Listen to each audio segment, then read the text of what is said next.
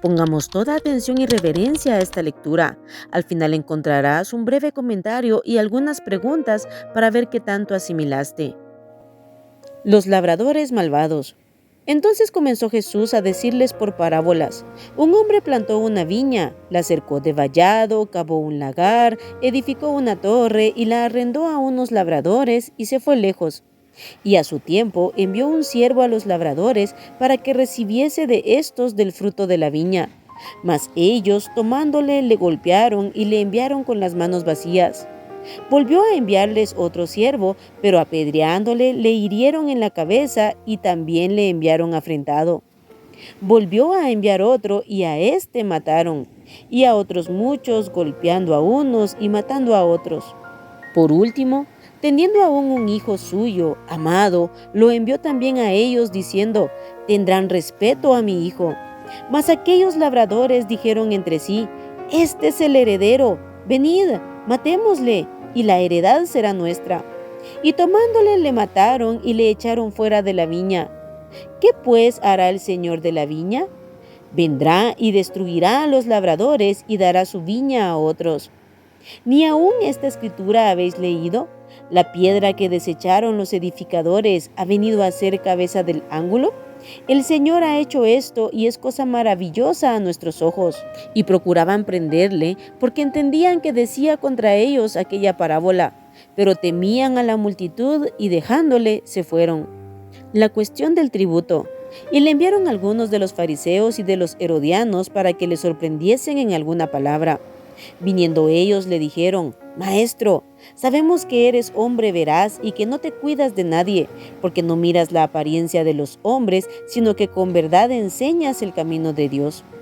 ¿Es lícito dar tributo a César o no? ¿Daremos o no daremos? Mas él, percibiendo la hipocresía de ellos, les dijo: ¿por qué me tentáis? Traedme la moneda para que la vea. Ellos se la trajeron y les dijo: ¿de quién es esta imagen y la inscripción? Ellos le dijeron: de César. Respondiendo Jesús les dijo: dad a César lo que es de César y a Dios lo que es de Dios. Y se maravillaron de él. La pregunta sobre la resurrección. Entonces vinieron a él los saduceos, que dicen que no hay resurrección, y le preguntaron diciendo: Maestro, Moisés nos escribió que si el hermano de alguno muriere y dejare esposa, pero no dejare hijos, que su hermano se case con ella y levante descendencia a su hermano. Hubo 7 hermanos. El primero tomó esposa y murió sin dejar descendencia. Y el segundo se casó con ella y murió, y tampoco dejó descendencia, y el tercero de la misma manera.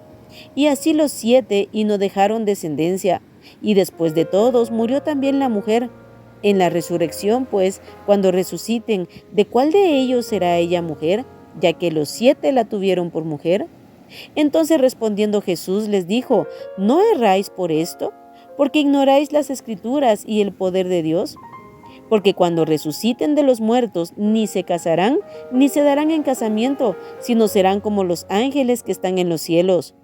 Pero respecto a que los muertos resucitan, ¿no habéis leído en el libro de Moisés cómo le habló Dios en la zarza diciendo: yo soy el Dios de Abraham, el Dios de Isaac y el Dios de Jacob?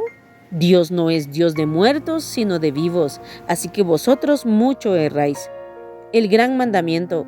Acercándose uno de los escribas, que los había oído disputar y sabía que les había respondido bien, le preguntó: ¿cuál es el primer mandamiento de todos? Jesús le respondió: el primer mandamiento de todos es: oye Israel, el Señor nuestro Dios, el Señor uno es.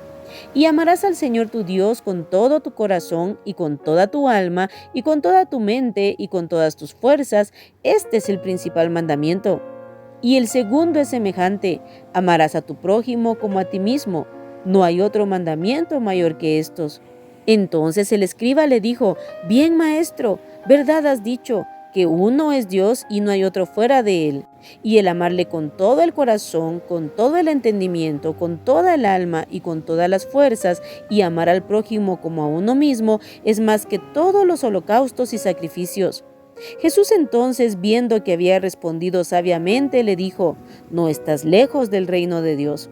Y ya ninguno osaba preguntarle: ¿de quién es hijo el Cristo? Enseñando Jesús en el templo, decía: ¿Cómo dicen los escribas que el Cristo es hijo de David? Porque el mismo David dijo por el Espíritu Santo, dijo el Señor a mi Señor, siéntate a mi diestra hasta que ponga a tus enemigos por estrado de tus pies. David mismo le llama Señor, ¿cómo pues es su hijo? Y gran multitud del pueblo le oía de buena gana.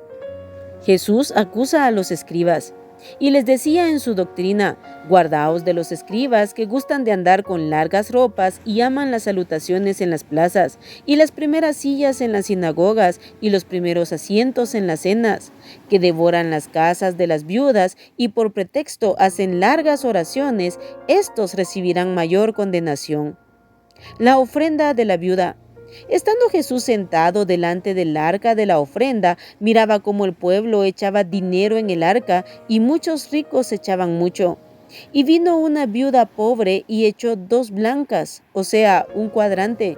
Entonces llamando a sus discípulos les dijo, de cierto os digo que esta viuda pobre echó más que todos los que han echado en el arca. Porque todos han echado de lo que les sobra, pero ésta de su pobreza echó todo lo que tenía, todo su sustento. En la parábola de los labradores malvados, como comentamos en Mateo 21, Jesús habla del rechazo del pueblo de Israel hacia Dios y hacia su Hijo.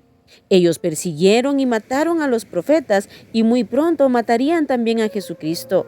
Por eso Jesús les habla acerca de la profecía del Salmo 118. La piedra que desecharon los edificadores ha venido a ser cabeza del ángulo.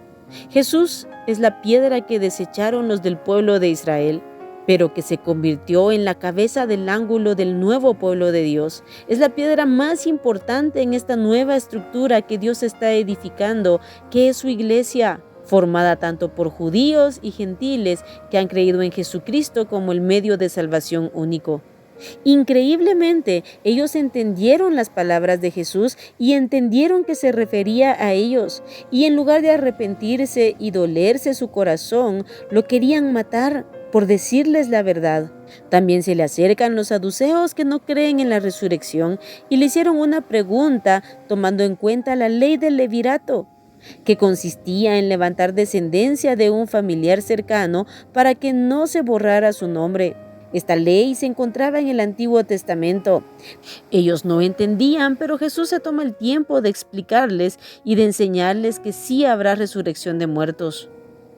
Los fariseos y herodianos también se acercaron a Jesús porque quisieron ponerle trampa con la cuestión del tributo. Jesús les contestó sabiamente, dad a César lo que es de César y a Dios lo que es de Dios. Dios es digno de nuestro amor y entrega total.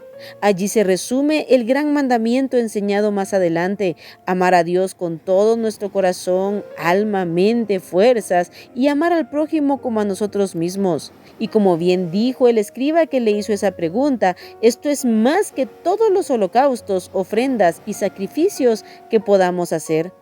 Todo lo que hacemos debe ser hecho con amor real. Ahí quedó el ejemplo de la viuda pobre, quien ofrendó todo lo que tenía. Ella dio un cuadrante que era la moneda romana más pequeña. Dios no mira la cantidad, sino el amor, la devoción, el sacrificio, la entrega que representa lo que se da. Humanamente fue la que menos dio, pero Jesús da testimonio que ella dio más que todos, porque todos los demás dieron solamente lo que les sobraba.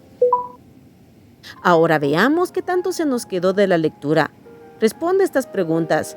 Pregunta número 1. ¿Qué hicieron los labradores malvados con los siervos del dueño de la viña? Pregunta número 2. ¿Qué hicieron con el hijo? Pregunta número 3. ¿Entendieron los religiosos y judíos que hablaba de ellos? Pregunta número 4. ¿Cuál fue la pregunta que le hicieron a Jesús acerca del impuesto? Pregunta número 5. ¿Quiénes eran los que no creían en la resurrección? Pregunta número 6. ¿Cuál es el primer gran mandamiento? Pregunta número 7. ¿Cuál es el segundo gran mandamiento? Pregunta número 8. ¿Qué daban los ricos como ofrenda? Pregunta número 9. ¿Cuánto equivalían 2 blancas en la moneda romana? Y pregunta número 10. ¿Quién ofrendó más que los ricos? Aquí terminamos el capítulo 12 del libro de Marcos. Que Dios te bendiga.